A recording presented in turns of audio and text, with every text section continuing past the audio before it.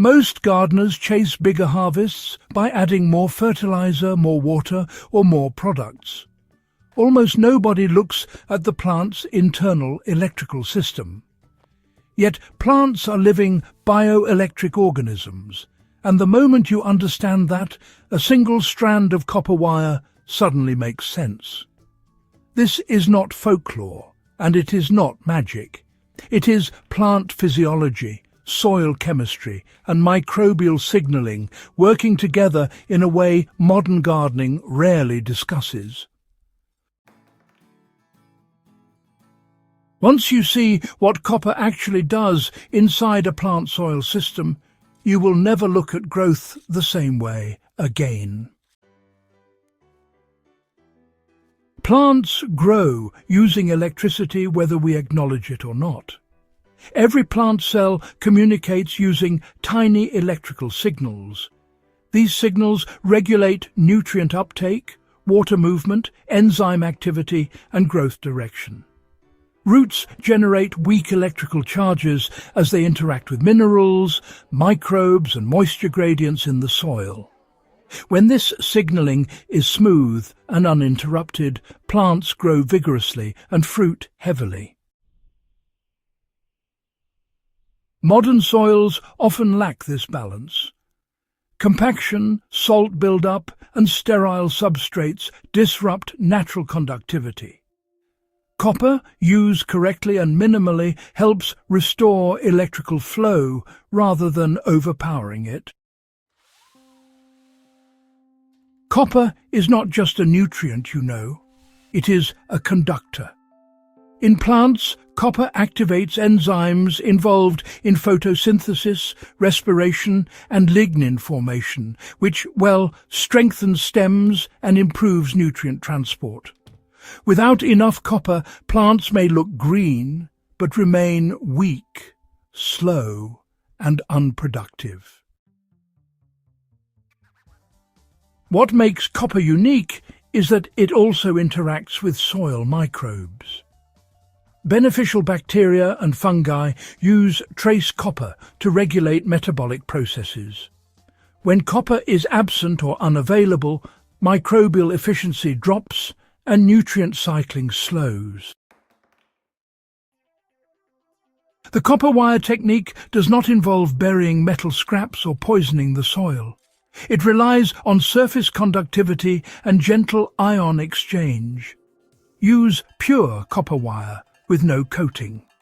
A thickness similar to household electrical wire is sufficient. Cut a piece 20 to 25 centimeters long. Gently wrap it once around the base of the plant stem, leaving space so it does not constrict growth. The wire should lightly touch the soil surface but not be buried deep. So, this setup allows moisture, soil acids, and microbial activity to slowly interact with the copper, releasing trace ions over time. The effect is, subtle but cumulative, improving nutrient transport and root activity without shocking the plant. Copper wire does not work in dead soil. It really amplifies what is already alive. In soil rich in organic matter, microbes use released copper to regulate enzyme systems that free phosphorus, nitrogen and micronutrients locked in the soil. This is why gardeners using compost mulch and no-dig methods see the strongest response. Copper acts like a catalyst, not a fertilizer. It speeds up processes already happening rather than replacing them. In addition to wire, copper-charged water can be used sparingly to support plant health. This is not copper sulfate and not a chemical spray. Place a clean piece of pure copper wire, about 30 centimeters long, into 10 liters of clean water. Let it sit for 8 to 12 hours. Do not boil the water. Apply this water directly to the soil around plants, not on the leaves, once every 4 weeks. This dilution is extremely mild and designed to support microbial activity rather than kill pathogens. More is not better. Overuse cancels the benefit. Copper plays a role in plant immune responses. Stronger cell walls, improved enzyme activity, and balanced microbial populations reduce opportunities for fungal and bacterial infections. When plants are nutritionally efficient, sap composition changes. Many pests are attracted to stressed plants with excess sugars and weak defenses. Balanced copper availability helps correct this imbalance, making plants less appealing targets. This is not a pesticide effect, it's a resilience effect. Copper conductivity in agriculture doesn't really scale well for mass production. It can't be patented, branded, or, sold as a recurring product. It also needs healthy soil biology to work, which, conflicts with systems built on sterile inputs and quick fixes. Industrial agriculture prefers solutions that override nature, not ones that restore it. Copper used correctly supports natural systems rather than replacing them, which makes it pretty much invisible in commercial narratives. Fruit-bearing plants respond most noticeably.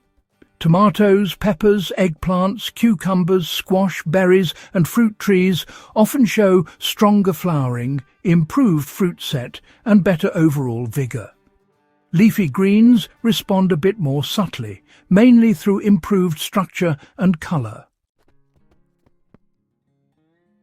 So, root crops, they benefit indirectly as soil microbial efficiency improves, even if, visible changes seem a bit slower.